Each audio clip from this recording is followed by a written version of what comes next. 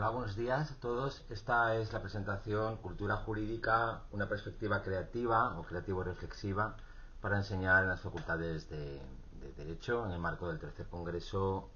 Internacional de Innovación Docente, Investigación y Educación Superior, CIDICO, cambios en el proceso de enseñanza-aprendizaje en distintas áreas de conocimiento. En nuestro caso, lo que hemos propuesto es una iniciativa desde hace años que tiene aplicación en distintas asignaturas como filosofía del derecho, teoría del derecho, retos actuales del Estado y de las administraciones públicas en la enseñanza en gestión pública, teoría de la justicia, sociología jurídica y otras. La idea principal es que partimos de un diagnóstico de una cierta insatisfacción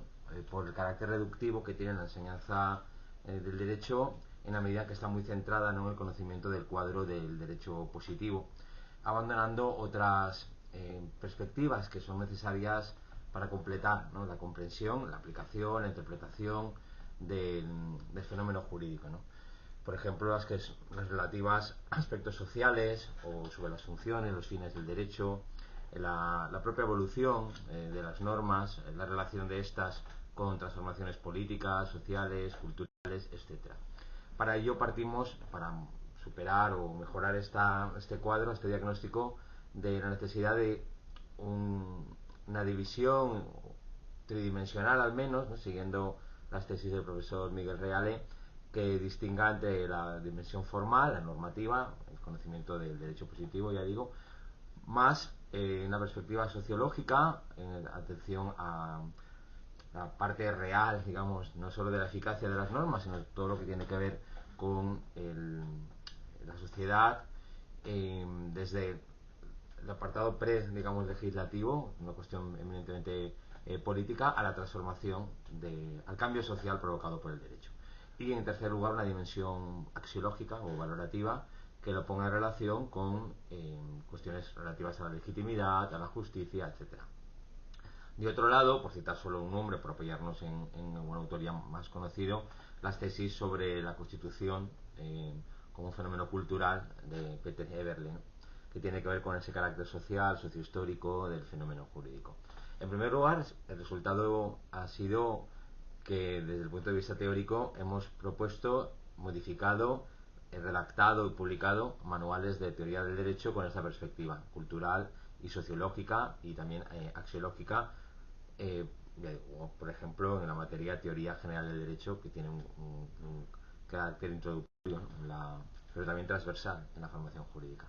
Bueno, en todo caso partimos de la distinción de cultura, para que sea más operativa, en dos grandes acepciones. La primera es cultura en un sentido meramente descriptivo, etnográfico, pues como historia, como gastronomía, lenguaje, costumbres, folclores, etcétera, de los pueblos, y luego como Bildung, como construcción, como formación, ¿no?, orientada hacia la evolución en algún sentido de las normas. Esto lo hemos puesto en aplicación o en marcha, modificando proyectos, modificando programas como el de la asignatura Filosofía del Derecho, tanto en grado como en doble grado, de manera que incluyan un tema sobre cultura y derecho. Esa dimensión que nos interesa del derecho en un sentido cultural y evolutivo no solo pone de manifiesto el carácter histórico-social de las normas jurídicas, sino la posibilidad de reflexionar sobre hitos culturales concretos, como podría ser el marco normativo de los derechos humanos, ¿no? También los procesos de interconexión, el aumento de las comunicaciones y el contacto entre distintos códigos, no solo ya en cuestiones de derecho comparado, sino, como es propio de la filosofía del derecho, en un sentido crítico, reflexivo, propositivo, por ejemplo, tendente a la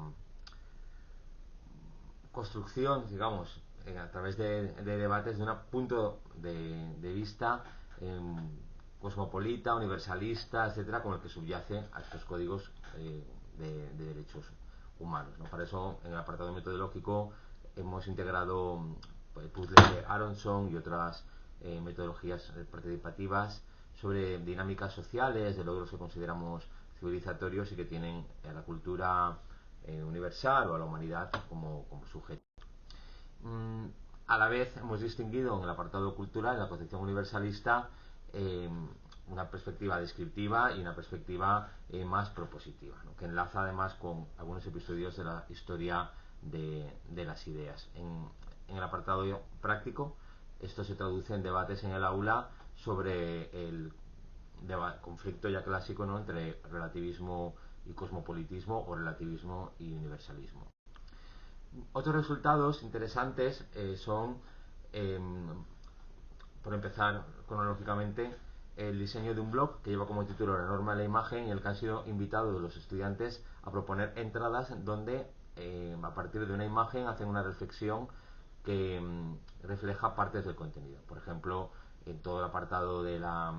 filosofía jurídica, política, en la antigüedad, los estudiantes han propuesto reflexiones a propósito de alegorías de la justicia, no solo de las clásicas representaciones griegas, ¿no?, de Dike o de la diosa justicia, sino de alegorías como Mat en el antiguo Egipto, o estudios a partir de pinturas. He mencionado que estábamos en la antigüedad griega clásica, bueno, también se ha hecho sobre la modernidad y está hablando de pinturas del barroco, del tiempo de la ilustración, etcétera. Otros resultados han sido la publicación, como fruto de seminarios y de contacto con otros centros que trabajan en estas cuestiones, entre ellos algunos de los colegas que formamos este simposio, así el libro Derecho y Cultura, la norma de imagen 1 y Derecho, Iconografía y Cultura Legal, la norma y la imagen 2. Otras transferencias interesantes de esa perspectiva interdisciplinar que tiene como leitmotiv la perspectiva cultural del derecho ha sido los trabajos en la parte de teoría del derecho y filosofía del derecho, en la parte práctica, con la participación de estudiantes en revistas online que hemos diseñado ad hoc, donde siguen esta idea de que el contenido cultural de documentos como la Carta de Derechos, el Bill of Rights, la Declaración francesa de los Derechos del Hombre y del Ciudadano, o la obra de autores que vemos en la parte teórica, como Montesquieu, como Rousseau, hoy Habermas, ¿no?, o Martha Nussbaum, Hannah Arendt, ¿no?, influyen en el proceso de formación y desarrollan un tipo de Estado constitucional, instituciones supraestatales informadas por catálogos de derechos que no se comprenden bien si no es acudiendo a manifestaciones culturales ya de la música, de la poesía, del teatro y del pensamiento. Otros resultados ha sido la integración en la dinámica de las clases de imágenes en el apartado de las presentaciones que acompaña la docencia en clase en asignaturas como teoría del derecho, filosofía del derecho de nuevo, y también retos del Estado y de las administraciones públicas contemporáneas. Una penúltima forma de concretar, ¿no?, la teoría de la dimensión cultural del derecho es una línea ya más clásica como la de cine y derecho, que es una elección temática en los trabajos de final de grado. Asimismo, la participación ya claramente interdisciplinar, porque hemos salido de la Facultad de Derecho participando, por ejemplo, en seminarios que han tenido como temas, entre otros, la poética de la justicia, cómo integrar el uso de las imágenes en la enseñanza de los derechos humanos, en institutos que tienen como objeto, ya digo, no el derecho, sino la cultura de la paz, por ejemplo. En relación con otras metodologías, trabajos, lecturas y mesas, reflexiones sobre la ética de las virtudes, donde en lugar de dar únicamente,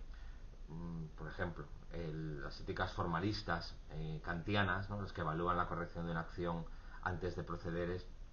a esta, normalmente a través de máximas como las contenidas en la crítica